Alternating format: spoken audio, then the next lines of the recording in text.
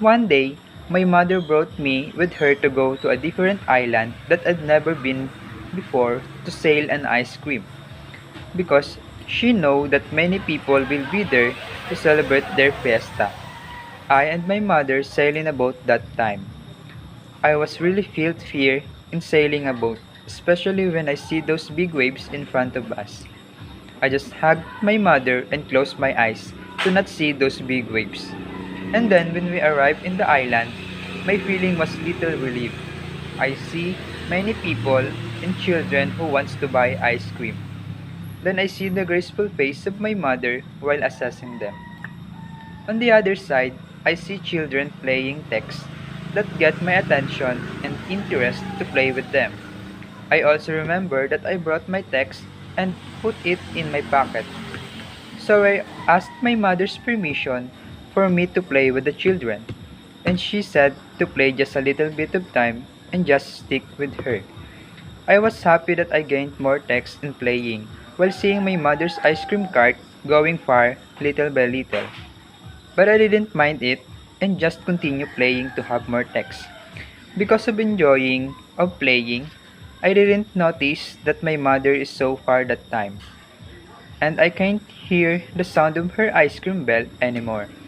I look around to find her but I can't see her, so my tears started to flow. My fear to not see my mother are doubled compared to the fear that I felt in sailing. I walked and went in different places while crying and saying, Mama. I have been lost for almost an hour and still crying in that unfamiliar place. I try to comfort myself to better think of what I'm going to do. And according to Hafiz U. Amin, 2017, emotion has a substantial influence on the cognitive processes in humans, including perceptions, attention, learning, memory, reasoning, and problem solving.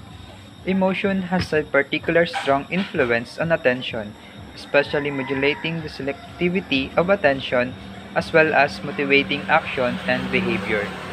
So I decided to go to a place where there are many people and listen to my mother's ice cream bell.